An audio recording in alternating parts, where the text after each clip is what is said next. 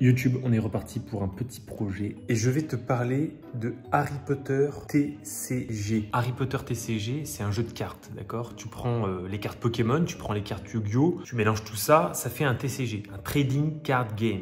Et donc, une des plus grosses sociétés de TCG au monde, Wizard of the Coast, s'est amusée à sortir Harry Potter TCG. Wizard of the Coast, il faut que tu comprennes une chose, c'est eux qui font Magic, c'est eux qui font Pokémon, c'est eux qui font Yu-Gi-Oh! Donc quand ils arrivent dans les années 2000 avec TCG Harry Potter en tête, c'est pas pour rigoler. Et en 2001, c'est une petite masterclass. On a une collection d'illustrations magnifiques et ça s'arrête en 2002. Et ça couvre le film 1, ça couvre le film 2. Et donc voilà, j'en avais plein quand j'étais petit et franchement, elles sont formidables ces cartes. On va faire un petit aperçu là, regardez. Les voilà, les premières cartes. Plusieurs pages et plusieurs pages de cartes. Et donc ça ressemble à ça.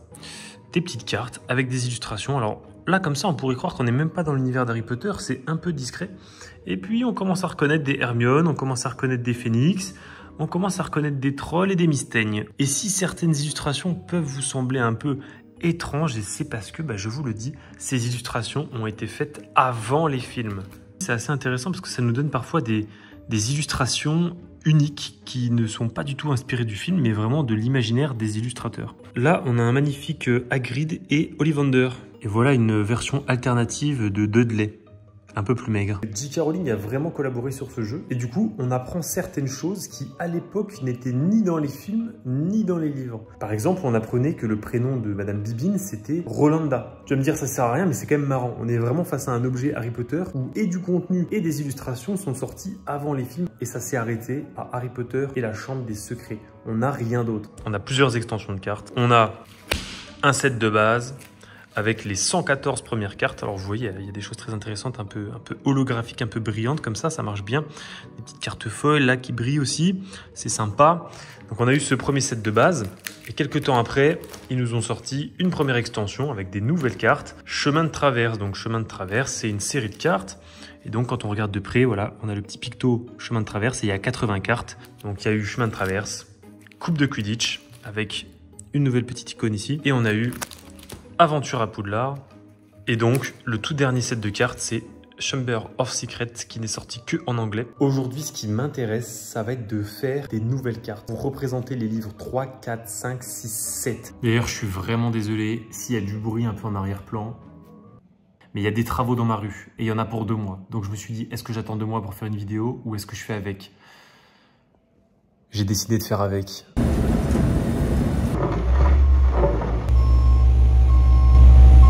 Je ferme cette fenêtre.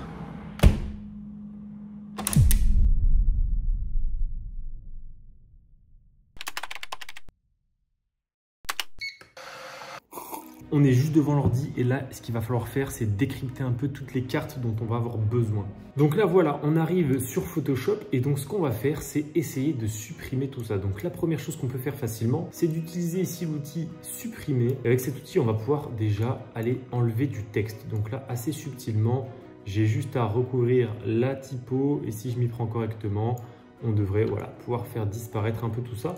Et donc on va faire pareil avec la typo sur le nom de la carte ici, l'élixir de vie. Hop, j'ai bien recouvert. Et voilà, c'est nickel. Vraiment, c'est très très efficace. On commence à s'en sortir comme vous voyez petit à petit. On récupère le fond de la carte. Donc voilà, on a récupéré notre fond de carte. C'est quand même franchement pas mal. Maintenant, il faut supprimer l'illustration. Pour ça, on va prendre l'outil plume et on va tout simplement mettre un petit point ici. On va doucement essayer de tirer des courbes. C'est un petit peu fastidieux. Voilà, là on arrive en bas et on va bientôt pouvoir fermer notre forme. On arrive au bout et voilà, on a fait notre sélection un peu partout. Donc maintenant, il n'y a plus qu'à faire clic droit, définir une sélection, 0 pixel, OK. Et voilà, on a une sélection. Je n'ai plus qu'à supprimer et voilà, j'ai ma carte qui est nickel. Donc là, si je prends mon pinceau et que je fais un nouveau calque, maintenant je peux m'amuser à dessiner des trucs. Voilà, des petites choses. Si je prends mon calque et que je le passe derrière, hop, voilà mon illustration. Elle est juste ici et donc je n'ai plus qu'à venir écrire mon titre, remplacer les chiffres ici et remettre le texte et on aura une carte 100% customisée. Bon, il y a quand même beaucoup de cartes, beaucoup de couleurs, beaucoup de variantes. Donc ce que je vais faire, c'est un petit tour de baguette magique là, puis on va accélérer tout ça.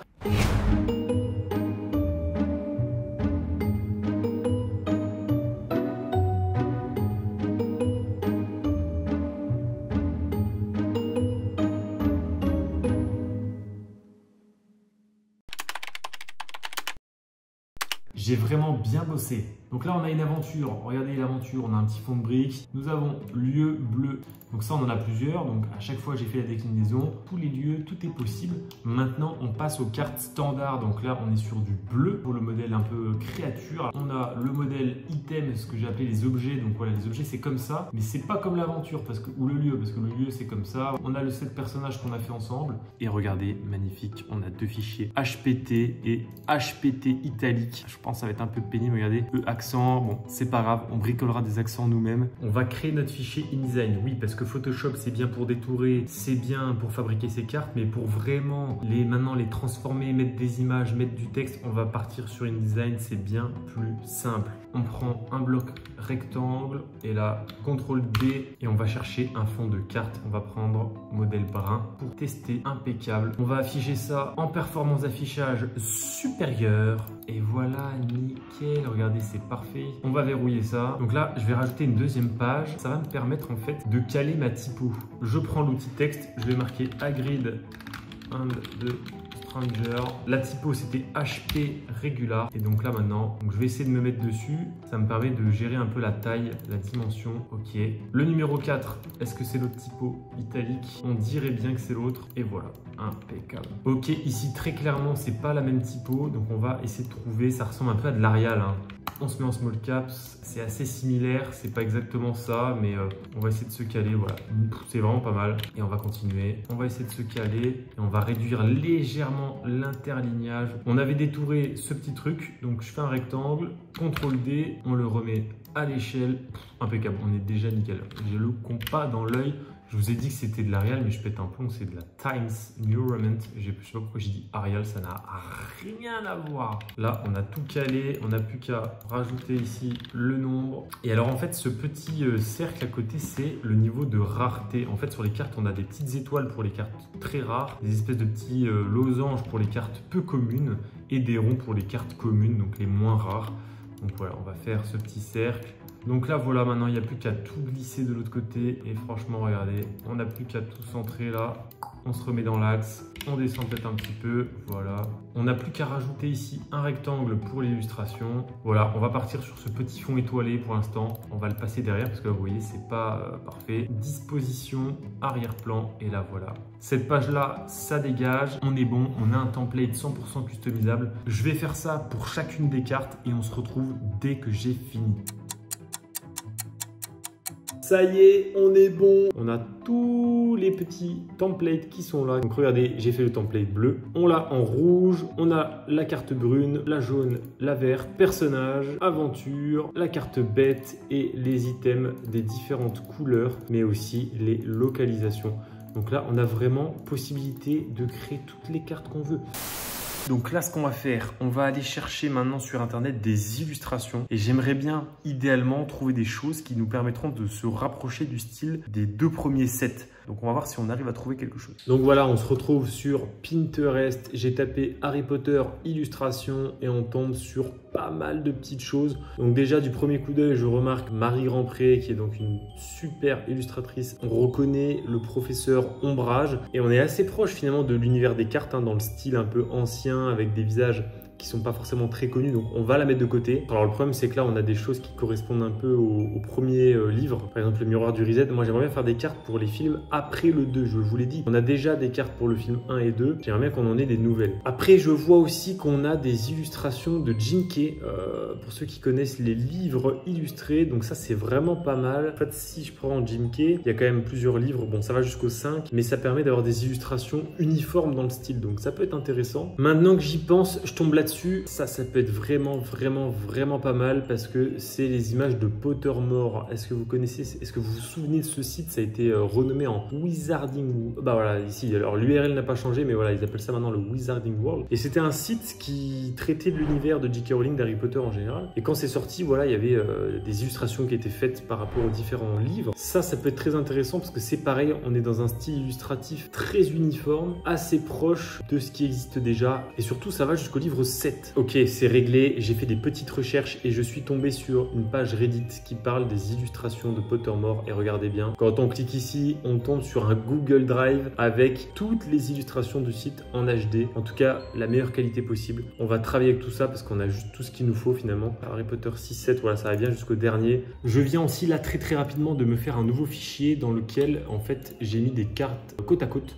Ça va nous permettre à la toute fin en fait d'intégrer nos cartes pour aller chez l'imprimeur. Vous voyez là, tout est collé. Donc en fait, moi, avec un coup de ciseau, avec un coup de cutter, je peux vraiment découper mes cartes. Après, il faudra arrondir les bords un peu à la main. Et donc là, ça y est, je vous le dis, on a tout ce qu'il nous faut. On a les illustrations, les fonds de cartes, le fichier InDesign, le fichier InDesign d'impression. Donc les amis, maintenant faisons des cartes, amusons-nous. Donc on est là sur cette première carte. Je vais tout de suite remplacer le gabarit. On va aller chercher sur Harry Potter 3. On va commencer dans l'ordre. On va prendre la première, on verra bien ce qui se passe.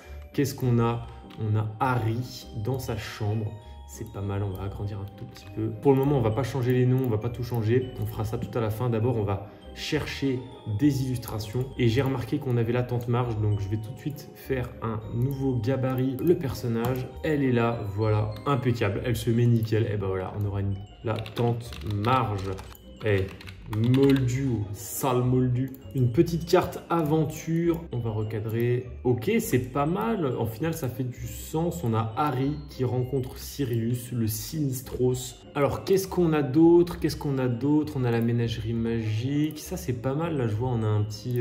Ouais, c'est cool, ça. On a Lupin avec les détraqueurs. Allez, on va se faire... Pareil, on peut se faire une carte aventure. On va s'en faire une deuxième. Là, on voit que ça marche vraiment pas terrible. Donc, on va passer. On va refaire ça avec une carte normale. On va se remettre en rouge parce que je vois que l'ambiance est assez rouge dans la carte. Ça fera plus de sens. Ouais, voilà. Ça marche bien. Ça marche bien, ça. J'ai vu qu'on était dans le cours de Sibylle Trelawney. Voilà, c'est pas mal, hein, ça. On va se faire la même en brun pour le cours de créatures magiques. Par contre, la scène se passe plutôt à droite. Est-ce que je peux flip tout ça? Impeccable, voilà, comme ça. On a notre petit trio plutôt par ici. On va mettre ça là. C'est vraiment top. Oh, elle est vraiment magnifique cette carte. Dîner d'Halloween là, on est vraiment au max. Les détraqueurs, oh là là là là. Un petit préolard là, regardez, c'est magnifique. Franchement, c'est top quoi. Oui, dans le thème du Quidditch.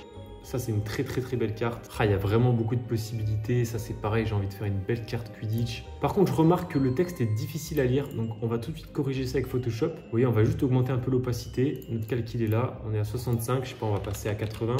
À 80, on est vraiment mieux. On va réharmoniser un peu tout ça. Ouais, ça, c'est magnifique. Ouais, ça m'a l'air pas mal. Donc là, franchement, on s'en rend compte. On a quand même des super illustrations. Je pense que c'était la bonne solution. C'est très uniforme. Ça fonctionne bien. Là, on a combien de cartes? On en a 19. Là, je vais continuer de bosser les illustrations pour tous les films et je vous présenterai toutes les cartes à la toute fin.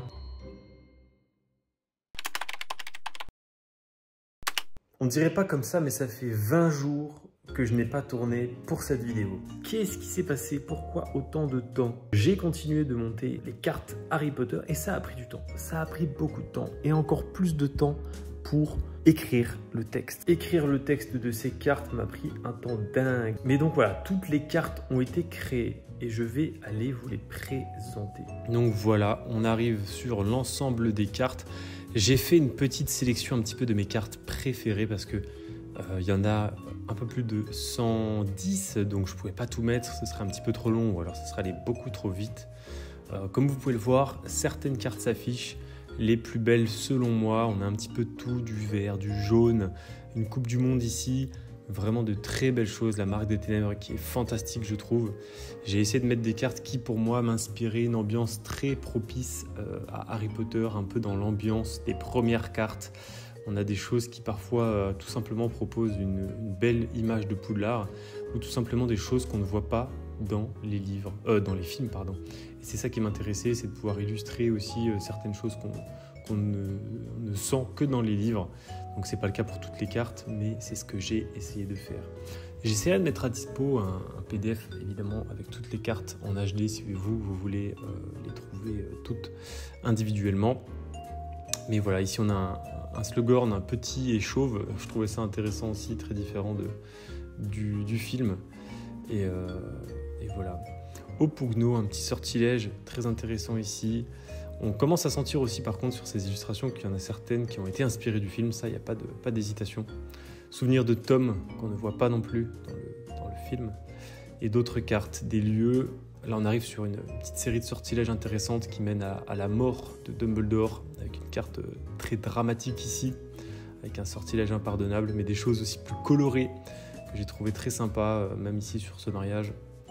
Des cartes plus colorées et d'autres un peu plus sombres, comme cette série un peu de cartes bleues autour du voyage à la chasse aux Horcruxes. On est dans le froid. Et puis voilà, on termine avec des choses plus chaudes, bien que tristes, avec l'enterrement de Dobby, la tombe souillée. Et voilà, on arrive doucement vers la fin de ma petite sélection. Donc, encore une fois, vous pourrez retrouver l'ensemble. Et on termine sur cette carte qui marque le dernier film, tout simplement. On se retrouve en extérieur, il fait franchement moche. On va aller imprimer les cartes. J'espère qu'on aura des bons résultats. Parce que bon, on a bien bossé. On s'est vraiment fait chier, donc maintenant, il n'y a plus qu'à espérer que ça fonctionne comme prévu. Ça n'a clairement pas été de tourpeau, j'ai même pas réussi à filmer chez l'imprimeur. J'avais les mains mouillées, il y avait plein de monde, donc je suis resté focus sur l'objectif et j'ai fait imprimer. Tout est là. On a toutes nos cartes. Écoutez, c'est plutôt pas mal, on est à l'échelle, on a toutes nos planches. Juste là où ça va être un peu embêtant, c'est les cartes un peu sombres comme ça, même avec un peu de lumière. Voilà, c'est assez sombre. Bon, ça c'est aussi lié à l'imprimante là qui n'était pas forcément au top. Globalement, on est bon, sauf sur les photos sombres. Bon, là je suis un peu dans le noir aussi, mais vous voyez là, ça ment pas sur certaines. On est vraiment très très sombre. On va quand même découper tout ça. On verra bien quelles sont les cartes qui ressortent le mieux, qui ressortent le moins bien.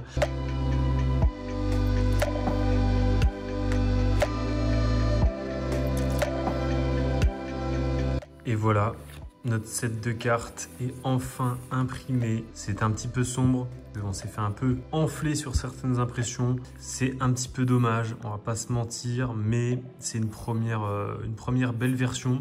Mais écoutez, malgré tout, regardez, j'ai cet objet dans les mains. Des cartes Harry Potter TCG inédites. Ça a été super long à découper. Vraiment, je vous ai pas tout filmé. Je vous ai même pas filmé grand chose parce qu'en réalité, je l'ai fait en plusieurs fois. Vraiment, j'en ai fait pas mal. Hein. J'ai vraiment voulu exploiter les ressources que j'ai trouvées. Ces illustrations.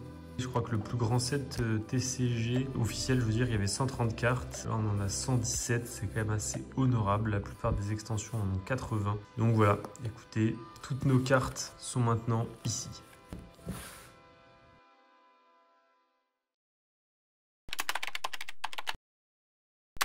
Ouais, une fois de plus, c'est dommage. J'ai pas toujours coupé nickel. Les bords sont pas uniformes. Et putain de merde. J'ai oublié ce putain de dos de carte.